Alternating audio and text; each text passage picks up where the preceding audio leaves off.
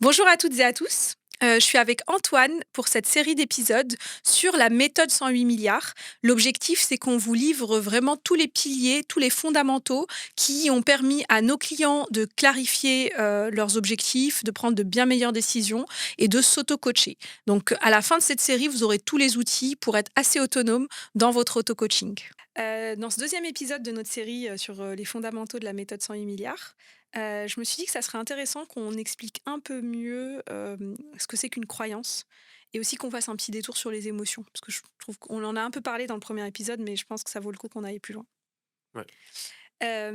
Alors, dans le premier épisode, on vous disait qu'on a à peu près 60 000 pensées par jour. Hem, c'est pas important ce nombre, hein, c'est juste pour vous dire, il y en a plein des pensées.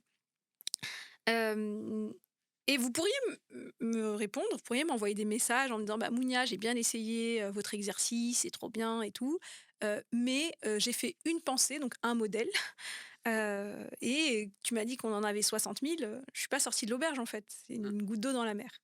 Et en fait, si vous êtes sortie de l'auberge à cause de ce qu'on appelle des croyances. Comment toi tu définirais une croyance, Antoine? Ah, c'est une bonne question.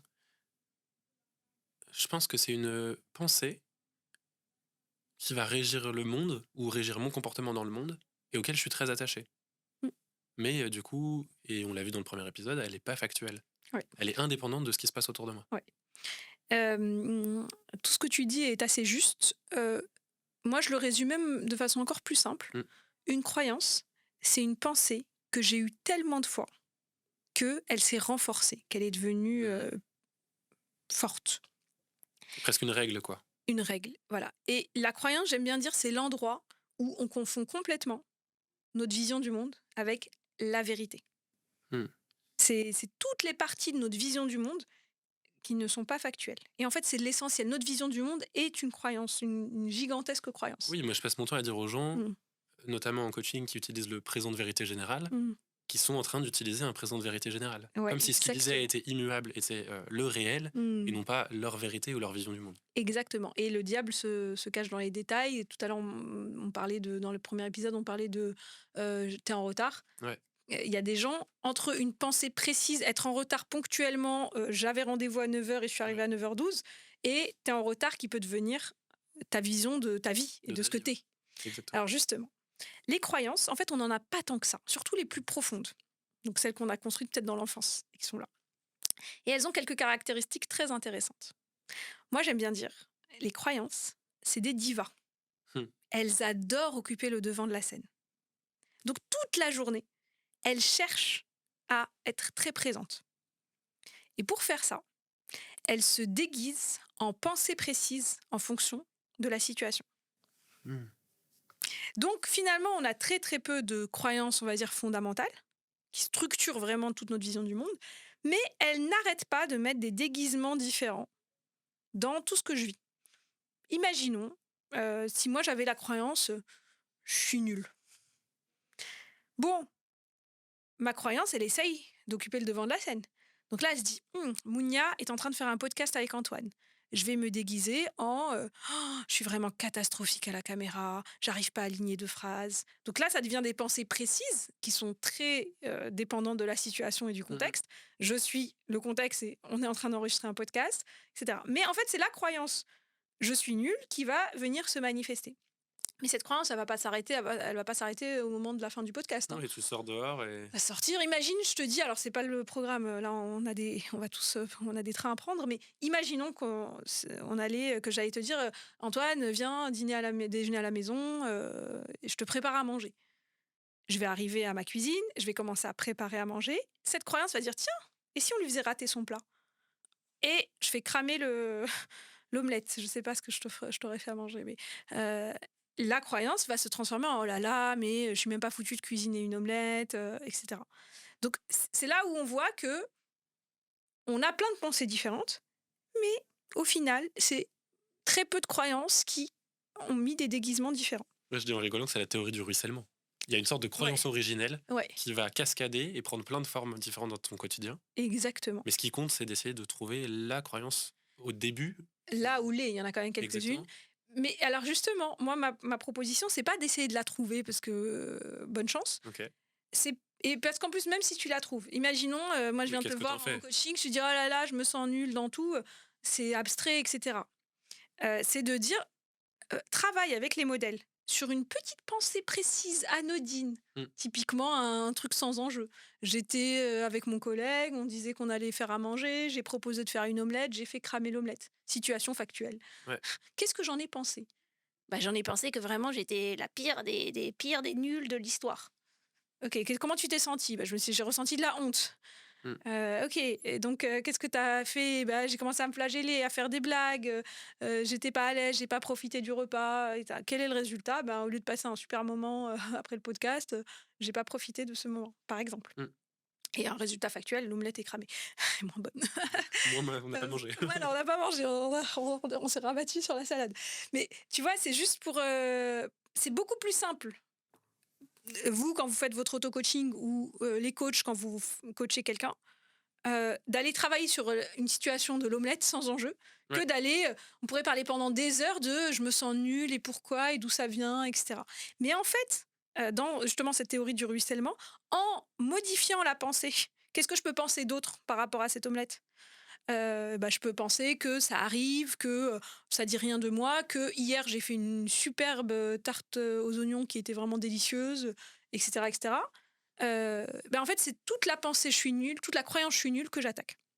Ouais, exactement. Donc Et c'est c'est ouais, pour ça aussi que je parle de réfilement, c'est que ouais, j'ai l'impression que ça se fait dans l'autre sens. complètement. Quelque chose, enfin une croyance qui pourrait nous aider dans un système, Mmh, une situation, mmh, un contexte, mmh. on peut peut-être de plus en plus la normaliser dans d'autres contextes. Complètement, et c'est ce qui se passe d'ailleurs. Une autre image, moi, que j'aime bien donner aux gens, c'est celle d'un oignon. De se Mmh. dire que, il y a plusieurs couches de l'oignon dans notre vision du monde, nos pensées, nos croyances, qu'il y a les couches superficielles qui sont peut-être des croyances plus récentes, plus précises, plus machin, et il y a vraiment le cœur de l'oignon qui sont des croyances très anciennes, heu, très profondes, et c'est ça qui est intéressant aussi. Ouh là, faut pas que je touche le micro. Heu, Reprends peut-être ta dernière phrase si jamais tu as touché le micro. OK. Donc il y a des croyances vraiment très profondes au cœur de l'oignon qui sont en général là depuis longtemps. Et c'est ces croyances-là, qui ont une caractéristique, moi, que je trouve assez intéressante pour les débusquer, c'est qu'elles sont très générales. Mmh. Tellement générales qu'elles veulent tout et rien dire. Une phrase comme «je suis nul», c'est tellement général que ça peut toujours avoir raison. Par exemple, c'est très différent que si je te dis, «Je suis nul en En Super omelette. Mario Kart», en quoi? En omelette? En omelette, ça dit rien de moi.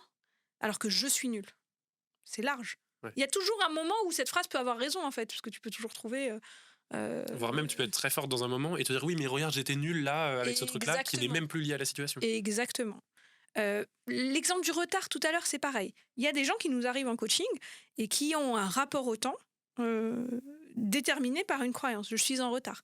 Donc ça veut dire, ça va se Mmh. manifester par des petites pensées, comme: «Non mais machin était avec moi dans la même école de commerce et il gagne, 20 000 € de plus que moi.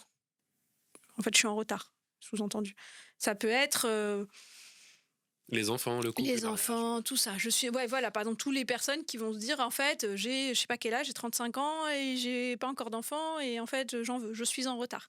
Donc ça devient, voilà, une phrase aussi anodine que «je suis en retard», donc qui pourrait être anodine dans plein de situations, il y a pas d'enjeu, peut déterminer votre vision du monde, et donc ça veut dire que pour vous, «je suis en retard», elle est dans une couche beaucoup plus profonde de l'oignon, donc c'est-à-dire c'est une phrase qui veut tout et rien dire, qui n'est pas très intéressante, en fait. C'est pour ça que moi j'aime bien ma façon de coacher les gens, c'est de poser, j'aime bien dire, qu'ils me payent très cher pour leur poser des questions bêtes.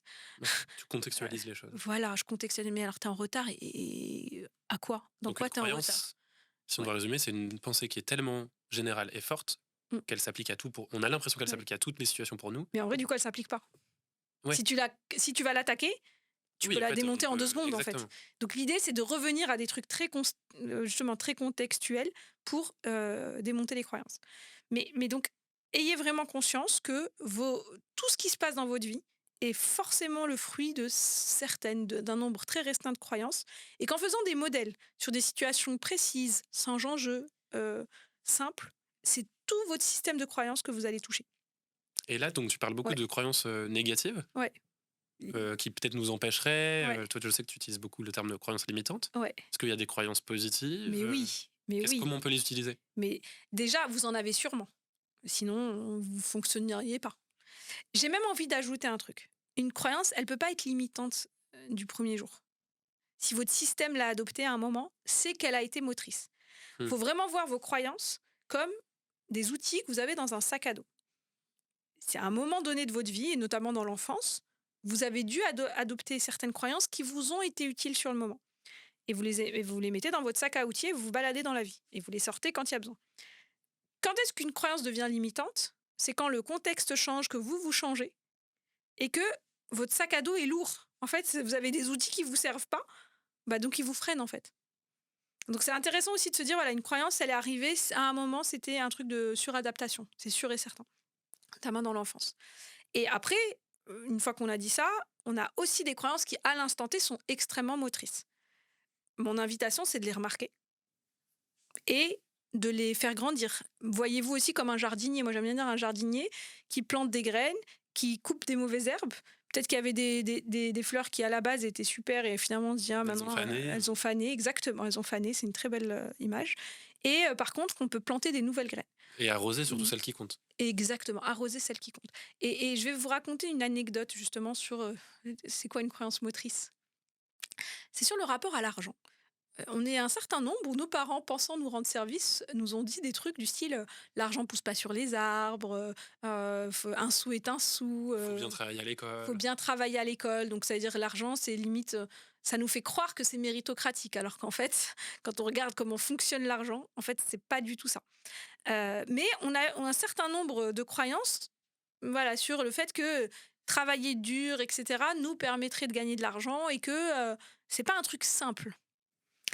J'ai un de mes clients de coaching qui m'a raconté ça, qu'un jour, et d'ailleurs il s'en souvient, et c'était une période, alors pour lui ça s'est fait comme ça, pour le commun des mortels, c'est après quelques séances de coaching ou de thérapie, mais lui, il se baladait dans la rue un jour, et il a eu cette espèce d'épiphanie.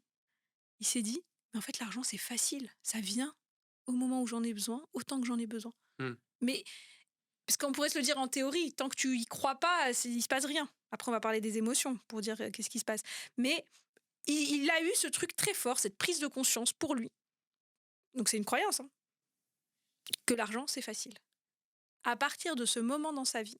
Alors que, juste pour préciser, sans dévoiler son identité, mais c'est quelqu'un qui vient pas du tout d'un milieu favorisé. Il a grandi plutôt dans une famille qui avait pas d'argent, qui avait du mal à joindre les deux bouts, etc. Donc bon, cas précis pour cette personne, il a eu un coup de chance de malade. C'était même pas un moment où il faisait du coaching et tout, mais il a eu cette prise de conscience.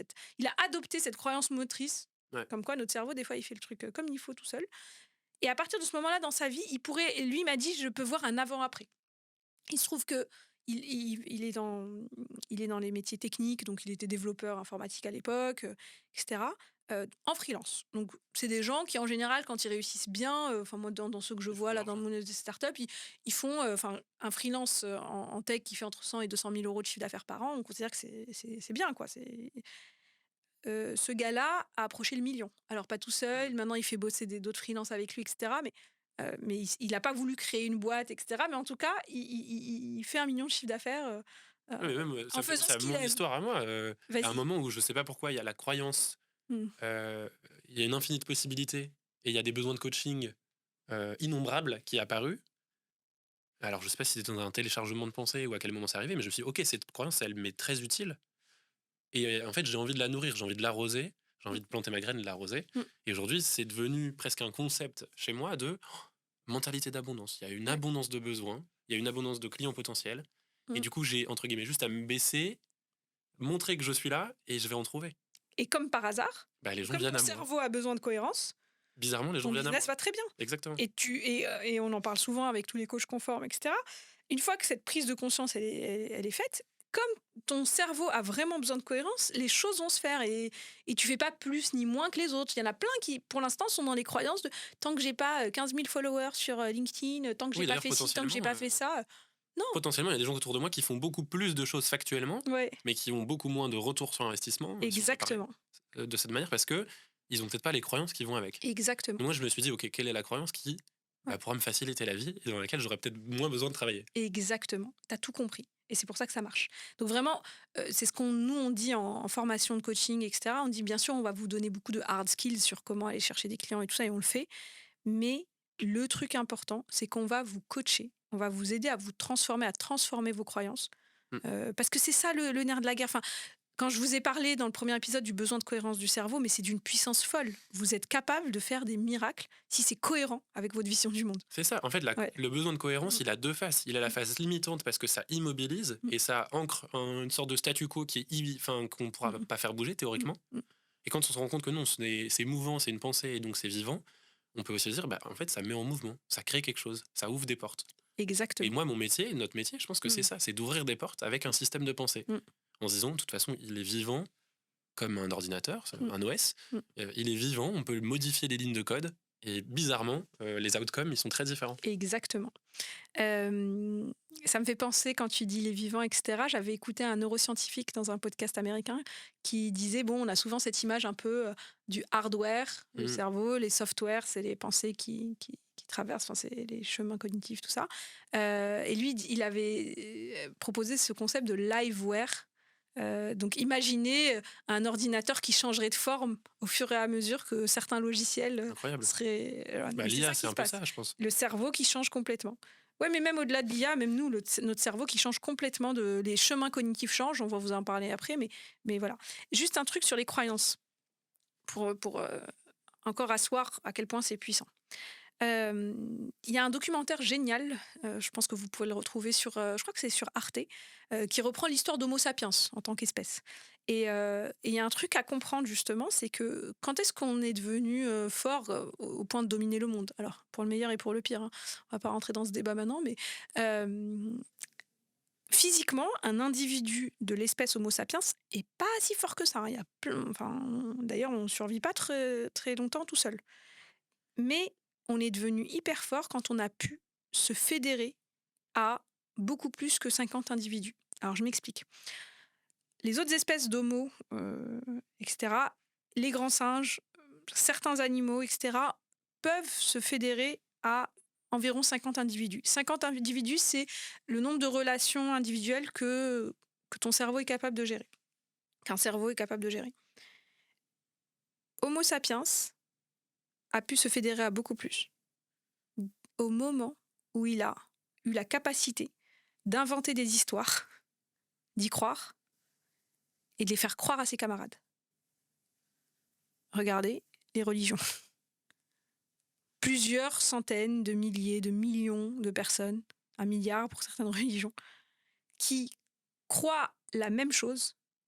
Regardez la puissance que ça a. Donc, ne vous dites surtout pas, bah non, mais je veux pas avoir de croyance. Tous les gens qui me disent que je veux pas avoir de croyance.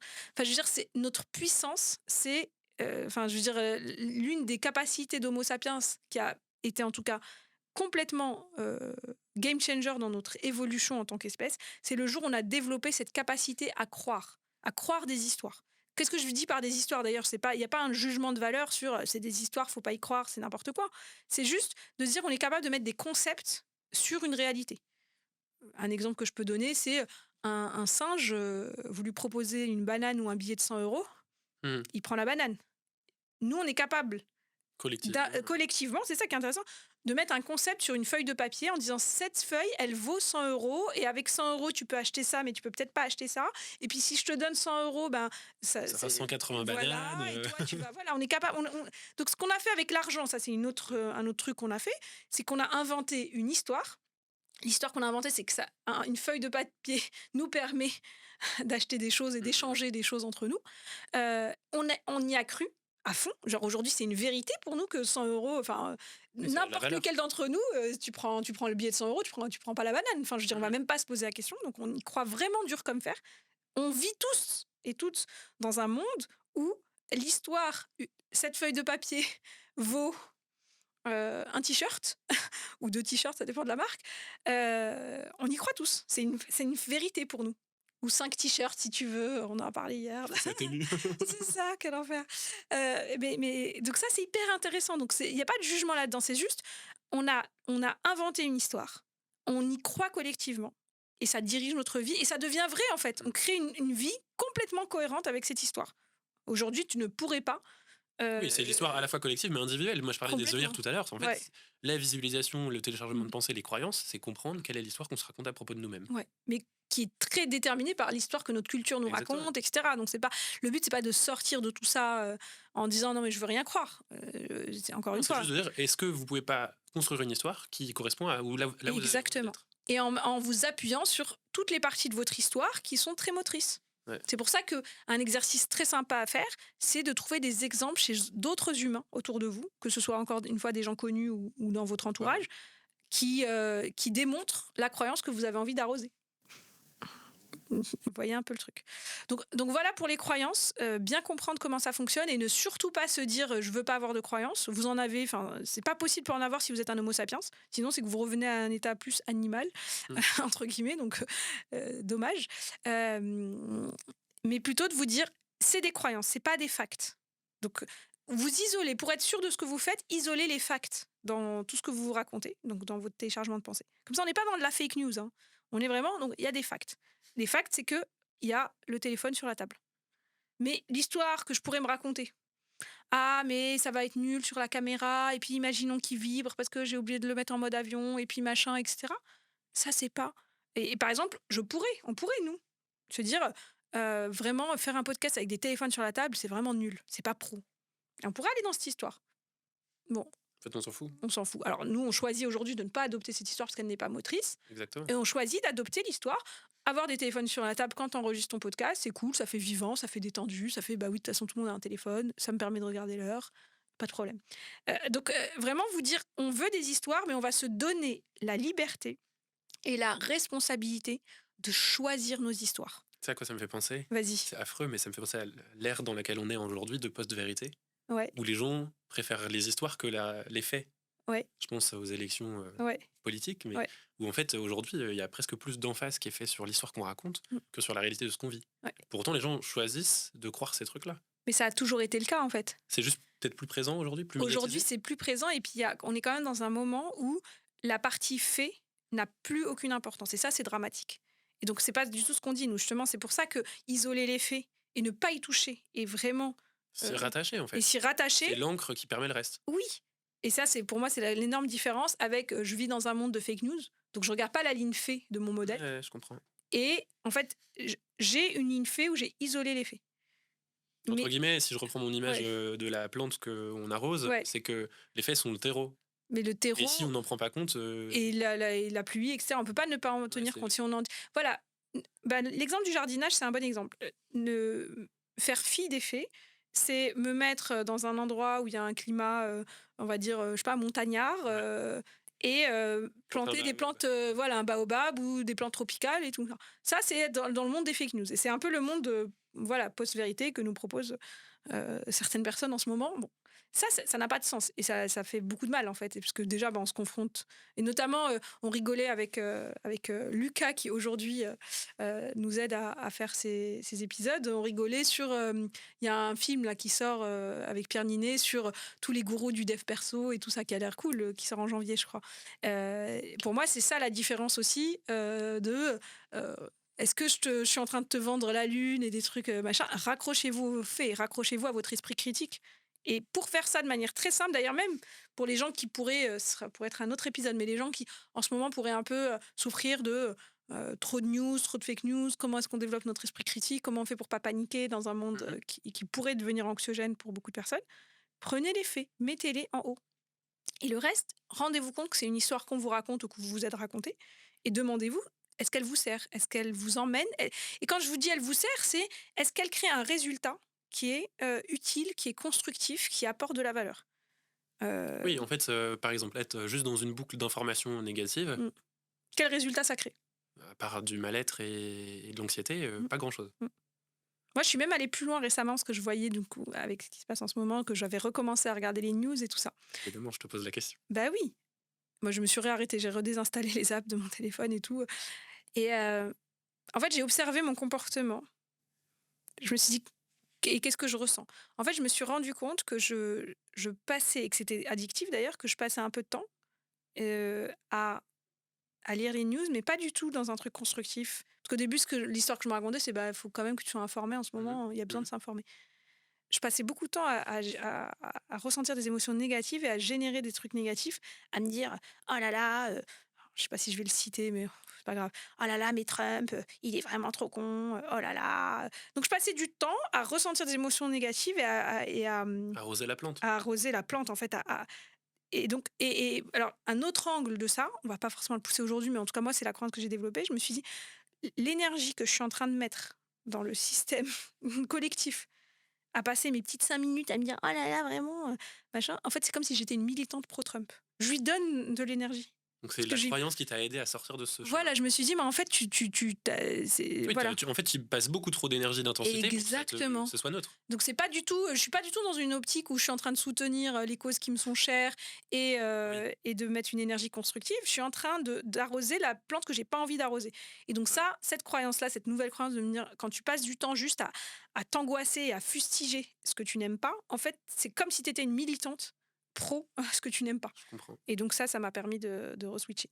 Et après, du coup, je me suis dit: «OK, comment tu peux soutenir quand même?» et cetera. Et j'ai eu quelques actions, j'ai pas envie de les développer là parce que Oui, c'est pas c'est très pas important. voilà, mais j'ai eu quelques comportements, qui allaient plutôt dans qu'est-ce qui pour moi, qu'est-ce que j'ai envie de construire? Ça veut dire quoi? M'informer et être, entre guillemets «aware» de ce qui se passe en ce moment dans le monde de manière constructive. En tout cas, je me suis dit: «C'est sûrement pas en ressentant ces émotions-là et en étant Et là». ça va faire une bonne transition parce Vas-y. qu'on a fait la première brique vraiment croyance Mmh. et je sais qu'on voulait creuser ensemble la partie émotion. Mmh. Ouais. Ce que je ressens, c'est qu'il y a des situations dans lesquelles tu as une grosse intensité émotionnelle, qu'elle soit agréable ou désagréable. Mmh. Et aujourd'hui, tu arrives à l'utiliser, entre guillemets, ou en faire quelque chose. Alors, on va rétropédaler avant d'arriver à ça, mais oui, oui, on va y arriver. Une émotion, moi j'aime bien dire que c'est simplement la façon que la nature a trouvée pour transmettre de l'information et de l'énergie pour agir. Déjà, une émotion, j'aime bien dire que c'est physiologique. Hmm. Ça passe dans le corps. Il se passe des choses qu'on pourrait mesurer, qu'on peut mesurer d'ailleurs. Une émotion, on n'est pas les seuls à en ressentir. Les animaux ressentent des émotions. Euh, et quand je dis que c'est voilà, la nature a trouvé un moyen de, c'est pour moi, c'est juste le truc qui fait circuler l'information et qui donne l'énergie pour réagir aux situations. L'exemple que j'aime bien donner, qui est assez simple, hein, c'est quand je dis les animaux ressentent des émotions, tu prends une gazelle dans la savane qui ouvre les yeux et voit qu'il y a un lion qui se prépare à se jeter sur elle. Une lionne, parce que c'est les lionnes qui chassent, hein, n'oubliez pas. Euh, Ouais, Elle va ressentir terreur, de la peur. Donc, qu'est-ce qui se passe? Elle se dit pas qu'elle a peur, puisque justement, elle n'est pas ouais. là-dedans. Elle est simplement, dans son corps, il y a un pic d'adrénaline, il y a une accélération du rythme cardiaque, il y a en fait une mise en mouvement de plusieurs mécanismes physiologiques pour lui donner une information, danger, et lui donner de l'énergie Pour fuir. pour voilà, se carapater le plus vite possible. C'est ça une émotion, c'est de l'information et de l'énergie. Chez nous aussi, c'est de l'information et de l'énergie. Sauf que, plusieurs choses. Euh, la première chose, c'est que on a encore un cerveau. Notre cerveau fonctionne encore beaucoup comme celui de nos ancêtres, les femmes et les hommes préhistoriques. On en parlera beaucoup plus longuement dans le prochain épisode. Mais donc, souvent, aujourd'hui, comme notre contexte est différent, souvent les informations qui arrivent sont peut-être pas pertinentes, ou en tout cas, l'amplitude de l'information est souvent pas pertinente. Par exemple, nous, on travaille beaucoup avec des dirigeants qui parfois ont des échéances, levées de fonds ou prises de parole et tout. Celui qui arrive en coaching en disant oh là là, dans 2 semaines, je dois parler devant 300 personnes, je dors plus, je vais jamais y arriver, ça va être l'horreur. Et je lui dis allez, c'est quoi le scénario catastrophe? Voilà, mais en fait, l'information émotionnelle qui circule dans En son lui, c'est corps, la terreur. mais c'est le danger de mort. Ouais, Je c'est vais ça. mourir. Alors que j'aime bien rigoler, je lui dis bon, au pire, tu vas te recevoir une tomate sur la figure, tu Hmm. vas pas mourir. Mais donc, ça veut dire que déjà, dans l'information, et on y viendra aussi après, euh, c'est pas toujours pertinent. Et après, il y a l'énergie. L'énergie, elle est là. Ouais. Ce qu'on peut apprendre à faire, c'est à canaliser cette énergie pour l'utiliser. C'est de l'énergie pour agir. Alors après, on peut justement détailler, on verra que chaque émotion a un goût différent. Mais déjà, ayez conscience que prendre acte de vos émotions va vous permettre d'accéder à votre source d'énergie. En fait, c'est notre source d'énergie, les émotions. C'est comme ça que ça circule. C'est comme ça qu'on dit, OK, là, on lâche un truc. Là, on... C'est pas notre source, d'ailleurs, c'est la façon dont on utilise notre source d'énergie. Mais c'est ça qui... Moi, j'aime bien dire, c'est le système domotique de la maison. C'est ça qui va diriger les choses. Et peut-être un exemple concret là-dessus, en disant, vous pouvez faire les deux indépendamment. Alors, pauvre Julien, hein, je donne plein d'exemples avec lui. Heu, Moi, j'étais donc quelqu'un, comme je disais avant, la colère, c'était mon go-to facile Ouais. et donc du coup, évidemment, quand j'ai commencé un peu à bosser sur moi et tout, la première chose que j'ai voulu faire, c'est de me débarrasser de la colère. C'est devenu, la méchante. Donc, maintenant je suis zen, j'ai fait du dev perso. Sauf qu'en fait, la colère, elle est hyper intéressante. En termes énergétiques, c'est celle qui nous permet, de on bah, je vous fais après un petit récap sur les émotions, mais en tout cas, voilà, la colère, il y a des choses intéressantes dedans.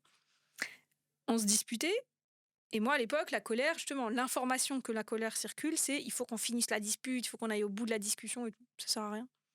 Sur le moment, non. Ouais, ça sert à rien. Mais moi, la colère, justement, c'est un peu, limite l'exemple, c'est quand l'émotion est trop forte, après on va voir aussi l'amplitude. Ouais. Quand l'amplitude de n'importe quelle émotion, même les «positives» entre guillemets, Oui, quand t'es BA, voilà, il faut toujours d'abord faire descendre la vague avant de machin. Et donc l'amplitude de l'émotion a été trop forte, donc que te dit la colère? Elle te dit d'aller au fond de la discussion, de pas lâcher et cetera, un peu comme la personne bourrée qui te dit: «Ah si, je vais conduire» et toi tu dis: «Non, file-moi tes clés, ça va aller». Et sauf que ce jour-là, parce que bon, ça faisait quand même un petit moment que je travaillais sur moi, je me suis dit: «Tu sais quoi? Stop». Il se trouve que dans mon école de Rose Méthode, ma pratique de yoga et de méditation, c'était un moment où on faisait un défi. Donc, on avait un Google Sheet partagé avec tous les gens de l'école et il fallait rester le plus longtemps possible en planche chaque jour. donc tu t'es mis en planche à ce moment-là? Et je me suis dit: «Tiens, c'est le moment ou jamais de faire ton défi». J'avais justement la théorie de c'est de l'énergie, Ah vas-y. oui, Donc, utilise l'énergie, quoi. voilà. Et donc, en fait, les jours avant, dans mon défi, franchement, j'avais péniblement, je tenais péniblement entre 2-3 minutes max. Et ce jour-là, je suis restée 12 minutes. Donc j'ai utilisé l'énergie et ça, apprenez à le faire. Alors pour faire vos défis de sport, mais pour bosser, pour Ah, moi, je sais très avec bien que voilà, la l'énergie course à de la pied, colère pour, défoncer ta to-do list, c'est ouais, fabuleux. ouais. Pour la course à pied, vas-y. Bah, moi, ça a été un channel de mes énergies négatives, tout ce qui Ouais, était, ouais, négatif dans les émotions que ouais, je pouvais ressentir, ouais. à un moment de ma vie passé dans la course à pied. Exactement, bah, donc tu Et c'était tellement facile. ouais, C'est l'exutoire, quoi. exactement. Pour autant, je Ouais. mettais de côté l'information. Et je pense que c'est ce que je dis tout le temps, aux gens que j'accompagne, c'est, Mmh. en fait, si vous ne réfléchissez qu'avec votre tête, vous vous coupez de 50 des informations que votre corps vous donne. Complètement, Et du mais coup même plus. Mmh. ouais, c'est ça. Mais au début, pour quelqu'un qui est très Mmh. cartésien Mmh. et assez sceptique, et moi Mmh. je dis: «Mais tu te rends compte que là, tu te bloques de 50 des informations que ton corps te donne et du coup, tu prends des décisions qu'avec 50 des éléments». Voilà, donc tu prends des mauvaises décisions. Du coup, Mmh. accepte que cette partie-là, au Mmh. lieu de la mettre, de «sous la table» entre guillemets, bah, essaie de comprendre ce qu'elle te dit, Mmh. avec un bon téléchargement des pensées, par Mmh. exemple, et accepte que aussi tu vas pouvoir mobiliser son énergie pour prendre des meilleures décisions, Ouais, complètement. être plus libre, au Mmh. final. Et c'est ça, alors, ça me donne envie d'ouvrir 1000 parenthèses ce que tu dis, mais on va essayer de, déjà sur quelles sont les informations auxquelles on a accès. Ouais, fais-nous peut-être un débrief des émotions et quelles informations elles Ouais, ouais, comprennent. mais avant même des émotions, juste, quand tu dis ton corps te donne.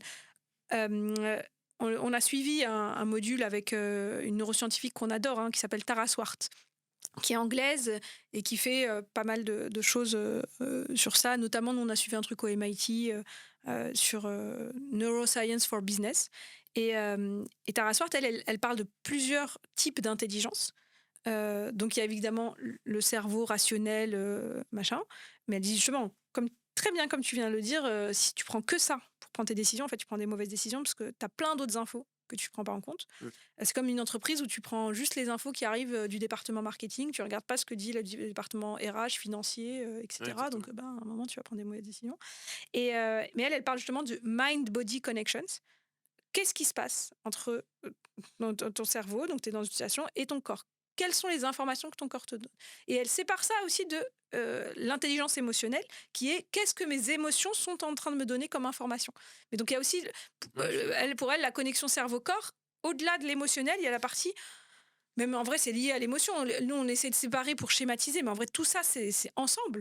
Et Bah, puis c'est j'ai mal peut-être au aussi, ventre, j'allais dire, c'est une heu, force de la langue française, c'est qu'il y a tellement ouais, d'expressions qui portent, des symptômes et qui sont liées complètement. à, des états émotionnels. Ouais, Je sais pas sur quel pied danser, j'en ai plein le ouais. dos, pour être pas Mais vulgaire. Il y en a complètement, plein et complètement. te dire: «OK, Mmh. mais peut-être que prendre 2 minutes pour me dire quelle est peut-être la phrase, la maxime à laquelle je peux la Mmh. rattacher Et qu'est-ce que ça veut dire de ce que je suis en train de vivre? Et physiquement, limite, fermer les yeux et Exactement. ressentir le truc, ouais. Ah, j'ai la gorge nouée, bon, Mmh. bah, OK, et En peut-être fait, que j'ai la gorge tu nouée, as en du fait. mal à dire quelque chose, tu as un truc qui est Exactement. bloqué là, Ouais, et cetera. Et exactement. je trouve ça trop puissant. Mais exactement, donc c'est d'aller, contacter tout ça pour avoir plus d'informations et donc Tara Swart, elle insiste vachement, notamment pour les leaders et cetera, de prenez des informations, enfin, de toutes les parties que Mmh, vous avez, vous en sélectionnez plein pour, mmh. prendre des bonnes décisions.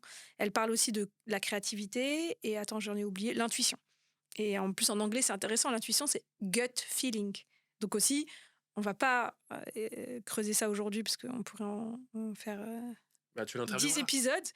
Ouais, bah, après en anglais, oui, pourquoi pas.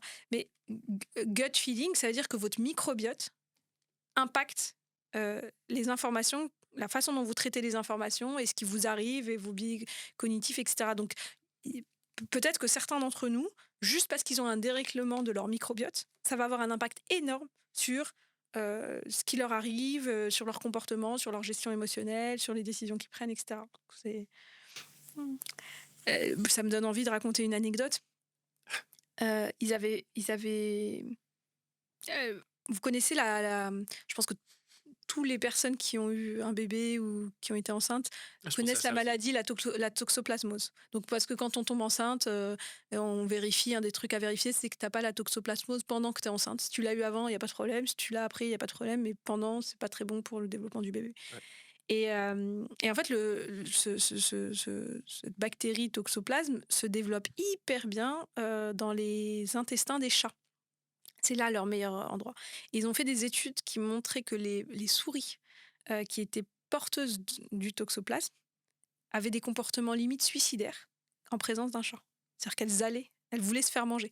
C'est-à-dire qu'à quel point Donc cette la bactérie toxoplasmose, elle changeait la elle comportement. influençait le comportement de la souris pour retourner. La bactérie voulait retourner dans son truc originel qui était l'intestin du chat, donc au point de pousser à des comportements suicidaires de la souris. Alors je sais pas, j'ai pas suivi là je vous le fais en mode anecdote, faudrait regarder l'étude précise et je sais pas quels sont les corollaires humains. Je pense pas du tout que ça aille aussi loin chez nous, mais c'est juste pour dire à quel point même notre microbiote peut avoir Moi, je un pensais juste à impact. la naissance par voie basse ou naissance par césarienne qui change du coup l'exposition au microbiote de la mère Mm. et change ta capacité à te défendre des maladies et attaques dans les premiers jours de vie. Oui, effectivement. Après, ça, c'est vraiment le système immunitaire, etc. Pourtant, ça change le comportement du corps, quoi. Ouais, C'est mais ce impressionnant. qui est intéressant, c'est de se dire, ça peut changer tes pensées, tes Ouais, ouais, ouais. croyances. Alors, pas un bébé qui vient de naître, voilà, mais en tout cas, ça peut même impacter ce Ah, que c'est tu fou. vas. Donc, c'est ça le. J'adore. Et après, tu me disais les émotions, un peu, quelles sont les énergies. Si alors, il y a plein d'émotions. Moi, j'aime bien dire vos émotions, voyez ça comme le placard à épices Hmm. de votre cuisine. Si vous cuisinez qu'avec du sel et du poivre, c'est sympa, mais c'est pas aussi raffiné, aussi approfondi que si vous avez de la cannelle, du curry, de la cardamome, du cumin. On a parlé du cumin ce matin, etc. Mais au début, on va commencer simple. On va schématiser. Peut-être les 6 émotions primaires. Alors moi, je parle même pas de 6, je parle de moins que ça. Mais tu vas après détailler toi ta vision. Parce que les émotions, il y a plein de lectures différentes. C'est ça qui est cool aussi. Il y a pas de. Moi, j'aime bien dire, dans la nature, face à un danger, il y a 3 réactions possibles. Oui, mais Et c'est ce qu'on retrouve chez les animaux. Il y a freeze, fight, fly. Et l'état de base, quand il n'y a pas de danger, l'homéostasie, la joie. Donc, l'homéostasie d'un système, c'est la joie. C'est le bébé, on lui a changé la couche, il a mangé, il a dormi, il est là, il est bien. Tranquille. Ensuite, donc, il y a un danger qui arrive. Donc, freeze, fight, fly. Freeze, c'est la tristesse. C'est l'énergie de la tristesse. Moi, je peux le rester chez retirement. moi. Voilà, et je suis immobilisée, limite un peu. Fly, la peur, je m'enfuis. Et fight, la colère. Machin. Donc, déjà, en comprenant ça, on a vraiment, on va dire, le terreau énergétique de chaque émotion. Toi, c'est quoi? Comment tu expliques tes émotions de base? Enfin, c'est quoi Non, c'est ça. ton Et, schéma? en plus, se rajoute, si je dis pas de bêtises, la surprise et le dégoût. Ouais, effectivement, qui arrivent juste après, je pense, dans le truc, parce que c'est déjà des émotions un peu plus complexes. Exactement. Ouais, Mais ouais. effectivement, ce qui est intéressant de se dire, c'est que on a appris par notre histoire de vie à réagir à la majorité des situations dangereuses avec plutôt une modalité sur les 3. Mm. Donc plutôt la colère, plutôt la peur ou plutôt la tristesse. Évidemment, ça a influé énormément nos comportements en grandissant. Et donc, le reconnaître, en prendre conscience, ça veut dire, ok, est-ce que c'est légitime que je ressente cette émotion à ce moment-là? Est-ce que je peux ressentir d'autres choses? Et si c'était le cas, qu'est-ce que ça changerait? Et surtout, quand je réagis par défaut à cette émotion de cette manière, quel est le comportement que j'adopte? Est-ce que c'est le comportement que j'ai envie d'avoir? Ouais. Et moi, j'aime bien dire qu'on a une émotion parmi les 3 de base, là, on a une émotion que j'appelle paravent. Par exemple, pour moi, c'était la colère. C'est-à-dire qu'en fait, ce qu'elle cache, c'est souvent soit de la tristesse, soit de la peur, soit autre chose. Soit de la colère? Oui, soit de la colère, mais souvent, justement, il n'y avait Elle pas que de la trust? colère. Voilà, c'est le paravent. Et de toute Ok. façon, c'est la réaction de base de mon système. Et après, du coup, l'enquête pour moi, au début, ça a été de me dire, OK, qu'est-ce qu'il y a derrière cette colère? Parfois, il y avait de la colère. Mm. Donc, déjà, la colère, ça vient de quoi? C'est j'ai besoin que mes limites soient respectées. Et parfois, il n'y avait pas du tout de colère, il y avait de la tristesse. Moi, j'avais du mal à aller dans la tristesse. C'était vraiment. Et euh, donc, qu'est-ce que voudrait dire la tristesse? et ben, donc, déjà, reconnaître, se dire, en fait, là, ce paravent, si je le retire, je suis triste, en fait. Je suis pas du tout énervée, je suis triste. C'est hyper différent, en fait. Ouais. Pareil avec la peur, etc. Donc déjà, voilà, effectivement, on a chacun en général une émotion par avant, la connaître, se demander ce qu'il y a derrière. Ça permet, en fait, c'est ouvrir votre placard à épices et vous rendre compte que vous pensiez avoir mis que du poivre dans votre plat et en fait, vous aviez mis un peu de piment et un peu de, je sais pas, qu'est-ce qu'on pourrait mettre dans un plat? Ça part en Chili. Ça part en chili, un peu de gingembre, etc. Donc, donc ça, c'est le premier truc hyper important pour contacter. Et ce que tu as dit tout à l'heure qui est très juste, mais je veux en remettre une couche, c'est ça se passe dans le corps quand même. Donc, tu disais au début que toi, le modèle t'a beaucoup aidé à comprendre intellectuellement, mais qu'à un moment, c'est super important d'aller dans le corps. Ouais. Et donc, même quand vous faites vos modèles observés, ne vous précipitez pas à faire un modèle souhaité. Et tous nos amis coachs qui vont écouter cet épisode, ne vous précipitez pas avec vos clients à leur faire le modèle souhaité. De ah bah tu vois cette pensée elle t'est pas utile, Prends le viens on va chrono. chercher autre chose. Prends le temps et ferme les yeux et ressens l'émotion. Et ressens là, moi j'aime un truc que je dis souvent à mes clients en session, c'est imagine que je suis une martienne, que je sais pas ce que c'est qu'une émotion. Décris-moi de manière encore une fois très basique, très concrète, qu'est-ce qui se passe. C'est drôle, j'ai eu ça récemment. J'ai un patient qui a Mm. peut-être 22 ans, Mhm. qui est très très intellectuel, très ingénieur, très cartésien. Il a, je sais pas pourquoi, on n'en a pas encore parlé, mais aucune place pour les émotions dans sa vie. Et du coup, ma première étape, c'était de lui dire, ok, qu'est-ce que tu ressens là? Est-ce que tu peux le nommer? Impossible, Mhm. etc. Donc déjà, on a fait 2 séances sur juste nommer, et je lui ai donné un outil qui s'appelle How We Feel. Donc il y a une app qui permet un petit peu de se placer et de savoir qu'est-ce qu'on ressent. Mm. Mais après, je lui dis, ok, on va aller un peu plus loin. Ferme les yeux, qu'est-ce qui se passe dans ton corps? Là, pareil, les 15 premières minutes, sidération, non, il se passe rien, machin. Et puis après, ok, bah, en vrai, on va se remettre dans la situation que tu as vécue. Mm. On va se reprojeter. Qu'est-ce que tu ressens là maintenant?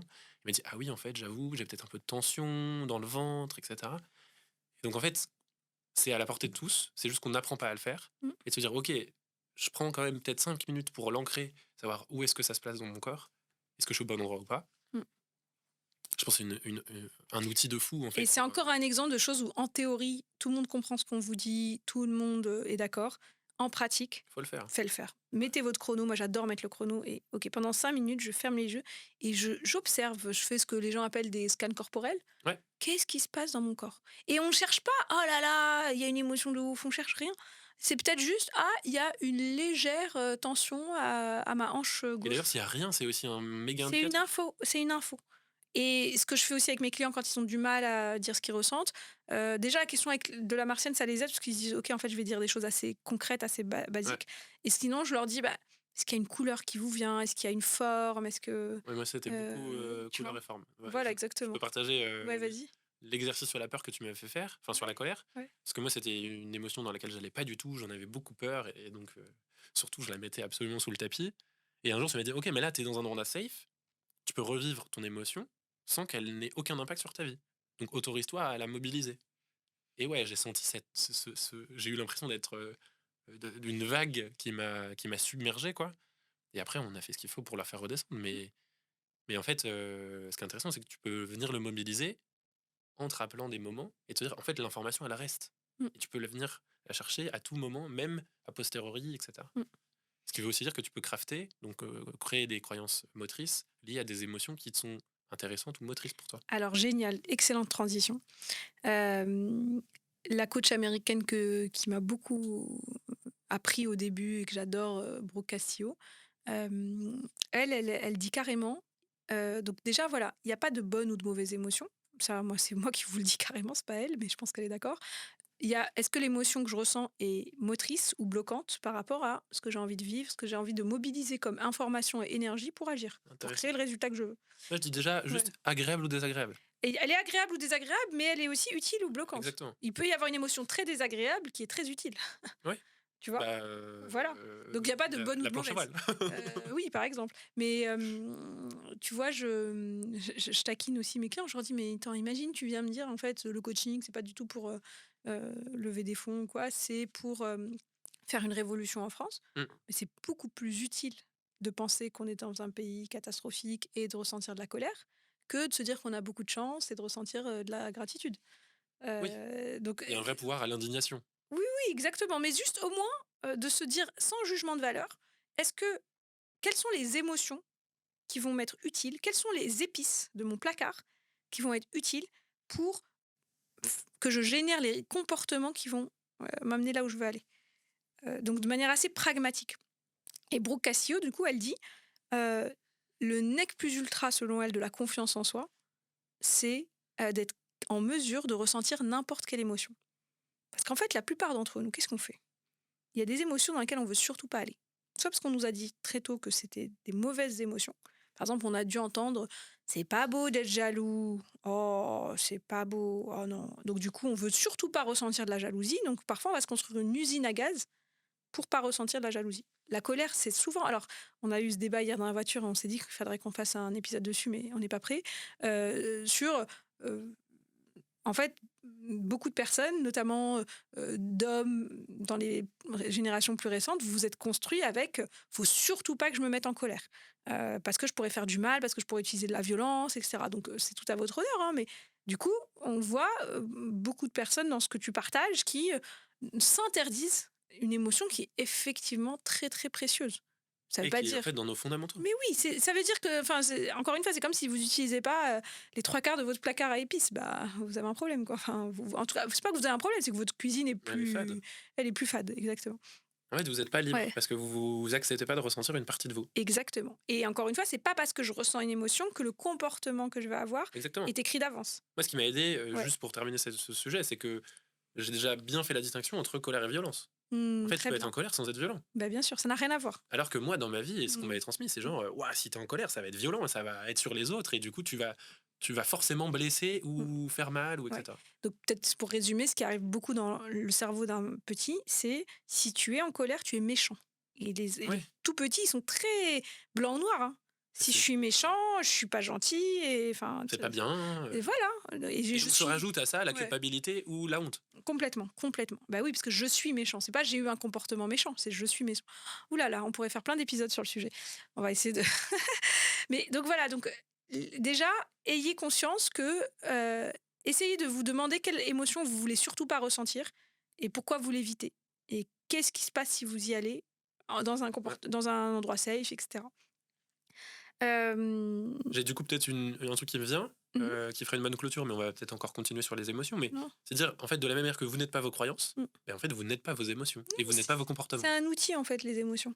L'image un peu tarte à la crème mais qui marche bien, c'est est-ce que, vous surfez la vague Ouais. qui est justement beaucoup d'énergie ou est-ce que vous prenez la vague dans la figure? Oui, Et vous l'idée, ramez c'est à d'apprendre à contre-courant. surfer. Exactement, et de se dire: «Tiens, je vais aller moi-même choisir les vagues que j'ai envie Mmh. de rider». Donc déjà, je vais prendre une amplitude émotionnelle qui me convient. Je vais pas aller prendre une vague trop grosse parce que j'arriverai pas à la surfer. Mmh. Je vais prendre une bonne et je vais pas en prendre une trop petite parce que sinon j'aurais pas beaucoup d'énergie, donc j'irai pas trop vite. Si je veux faire un joli tube et tout, je vais prendre une vague que je maîtrise et je vais la surfer. Et donc vraiment aller sciemment choisir. Donc une astuce aussi, un exercice que vous pouvez mettre en pratique, dans votre placard à épices, repérez vos émotions motrices. Prenez certaines situations, certains moments de votre vie où vous avez créé des résultats qui vous conviennent, où vous avez été la personne que vous voulez être.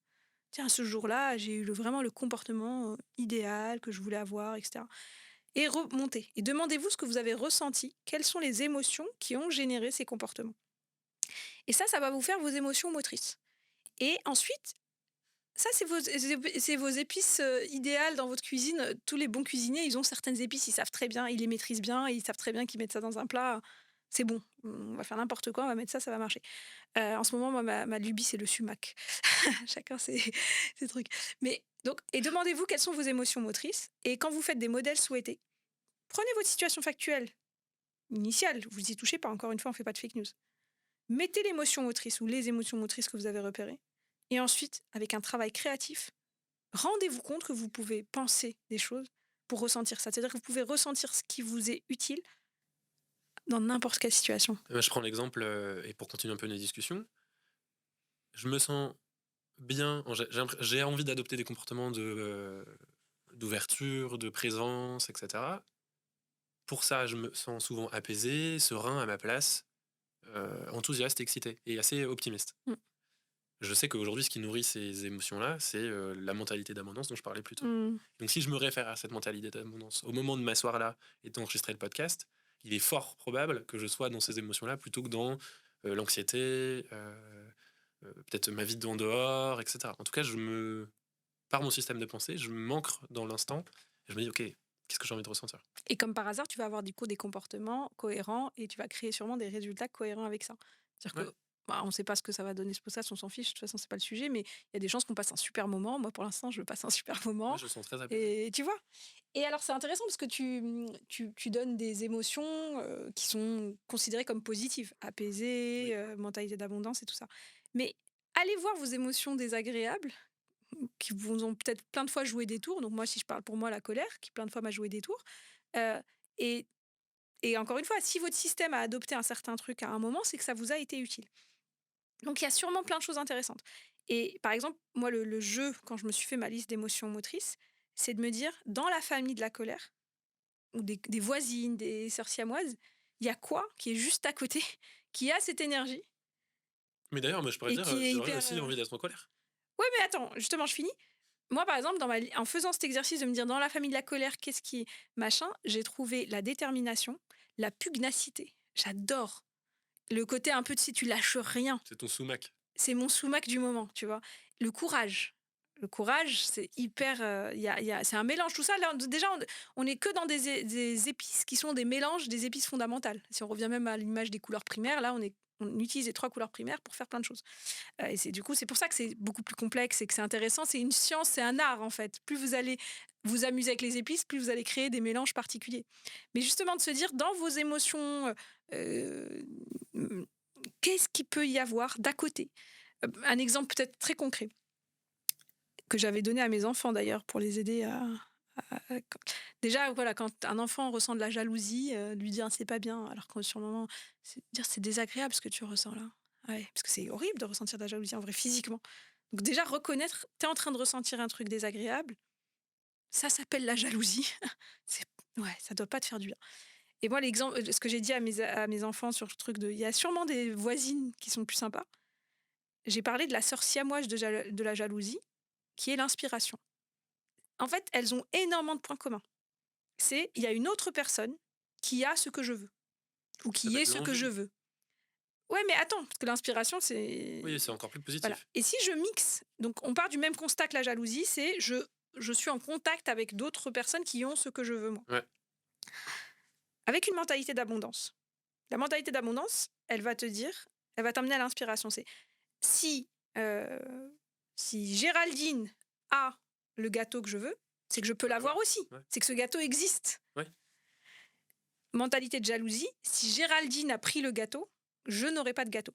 Et c'est vraiment, et là on est dans des croyances très profondes de vision du monde, de paradigme. Tout ce que je suis en train de vous dire sur jalousie, inspiration, mixez-le aussi avec votre vision que vous avez de l'argent. Est-ce que, est-ce que vous avez une vision finie du monde ou une vision infinie? Est-ce qu'il y a 8 parts de gâteau, donc si Géraldine en prend 3, ben, j'en aurai pas? Est-ce qu'il y a un billet, il y a 3 billets de 100 euros, donc si les autres coachs en ont pris 2, ben moi, je suis mal barrée? Ou est-ce que c'est une vision infinie du monde? Plus Géraldine mange de gâteaux, et plus il y a de gâteaux. Les parts de gâteaux ne sont pas finies. Et en vrai, quand on regarde notre système euh, par rapport à l'argent, ça fonctionne pas comme Oui. une tarte avec 8 parts. Et du coup, Oui, c'est infini en fait. il y a beaucoup de gens qui pensent que l'argent, c'est fini. Moi, j'aime bien me dire, croyance dans mon potager, que dans l'univers, il y a une certaine somme d'argent qui est pour moi, comme il y a une certaine somme d'argent qui est pour toi, pour chaque humain. Et que si je vais pas la chercher, la mienne, personne l'aura en fait. C'est pas genre Oui. c'est à moi parce qu'en vrai, c'est un truc très entrepreneurial. Je vais créer une entreprise, je vais créer de la valeur, je vais créer une activité. Si je le fais pas, cette création de valeur ne se fera pas. C'est pas que quelqu'un tu pourrais dire: «Quelqu'un va le faire à ma place». Oui ou pas. Pas à ma manière, pas ma part. Quelqu'un va Ouais, faire je sa comprends. part à lui. Et donc du coup, je me dis: «Bah, c'est à moi d'aller chercher ma part». De toute façon, personne l'aura donc parce que par exemple, il y a plein de gens qui culpabilisent de trop gagner, «Ah, les autres en auront moins». Moi, je me dis: «Ma responsabilité, c'est d'aller chercher ma part» et après ma deuxième responsabilité, ça Faire c'est les croquer les valeurs de autres. chacun, faire croquer les autres. On en parlait hier, Ouais, ouais. «Ah tiens, moi j'aime bien, tu vois, faire bosser Oui, et les d'ailleurs, gens, en fait, c'est en accédant à toi ta part que tu permets aux autres d'accéder à leur sinon, part. en fait, elle est perdue pour tout le monde. Ouais, ouais. Non, mais au-delà de ça, c'est qu'elle est perdue pour tout le monde, ma part. Alors que moi, si je vais la charger, et après, en fonction de mes valeurs, de ce que j'ai envie d'être comme personne, Ça me fait libre à penser moi de l'accaparer ou de la partager ou de l'offrir. Ou... Ça me fait penser au concept de Sum Zero Game, je sais pas si ça te parle? Je Vas-y, crois qu'on en a déjà parlé. Sum vas-y. Zero Game, c'est un jeu dans lequel il y aurait un gagnant, un perdant, Mm, puisque ce que toi tu as, je ne peux pas l'avoir. mm, Là où, et moi c'est un peu plus ma mentalité, c'est lié sûrement au concept d'abondance, mm. d'avoir un positive sum game, de dire que si moi je gagne, toi tu gagnes aussi. Exactement. Comme si un et un font 3 Mm, plutôt que un et un font un, enfin mm, tu vois, font 0. Et quand je pense ça de l'argent, mais quand je pense ça de gâteau, quand je pense ça de mes émotions, je me dis, bon ok, en fait j'ai tout intérêt à partager et à prendre mm, d'abord, mais à mm. partager, parce que la finalité va être supérieure à ce que j'aurais pu faire si je n'avais rien fait. Exactement. Alors là, dans les gens qui nous écoutaient, peut-être que vous allez vous trouver, vous allez dire ah ben ils sont bien naïfs, c'est bien mignon, Mm. mais c'est pas vrai. Voilà 1000 exemples qui vont venir en tête pour dire c'est pas vrai. Quand machin a eu le poste que je voulais, moi je l'ai pas eu et voilà. Voilà. Encore une fois, c'est des croyances. Ça veut dire que si vous voulez trouver 1000 exemples que ce qu'on dit est faux, vous allez les trouver. Mais si vous voulez aussi trouver 1000 exemples que ce qu'on dit est vrai, vous allez aussi les trouver. Si c'est pas dans vos croyances, ça va vous mettre un peu plus de temps parce qu'il y a vos biais cognitifs qui vont Rattaché, quoi. voilà, vous freiner. Mais si vous faites l'effort, et moi c'est ce que je fais beaucoup avec mes clients, vous allez les trouver. Et en fait, c'est ni vrai ni faux. Il y a des exemples des deux. C'est juste comme vous avez besoin de cohérence, comme votre cerveau a besoin de cohérence, il y a des chances que vous viviez dans une réalité, dans un monde où ce que vous croyez est vrai. Donc, dans vos interactions, dans les résultats que vous allez créer, dans les personnes que vous allez fréquenter, vous allez vous créer ce truc-là. Trop stylé. Je pense que... Si on doit refaire juste Mmh. un tout petit, peut-être une conclusion sur cette partie émotion, Mmh. on dirait que le niveau 1, c'est déjà de comprendre ce système de freeze, fight ou fly. Mmh. Et ensuite, c'est de venir mettre de la nuance. D'abord, donc de le ressentir, le comprendre et de se dire, ok, où est-ce qu'il est dans mon corps? Mmh. Et est-ce que ça m'est utile ou pas? Est-ce que c'est agréable ou désagréable? En tout cas, comment est-ce que ça me met en mouvement? Et après, deuxième partie, est-ce que je peux rajouter un peu de nuance? Est-ce que je peux un petit peu mieux cuisiner ma salade d'épices Mmh. pour trouver des choses qui me mettent en mouvement, qui me mettent au bon endroit? Exactement. Et parfois, ce qui vous met au bon endroit, c'est quelque chose qui est agréable et parfois c'est désagréable. Mais mmh, allez aussi chercher des choses qui parfois sont désagréables mais utiles. Si c'est, il n'y a pas de problème en fait, ça passe dans le corps. Une émotion que vous laissez passer, c'est 7 secondes, hein. Donc allez les chercher, il y a pas de... N'ayez pas peur de vos émotions.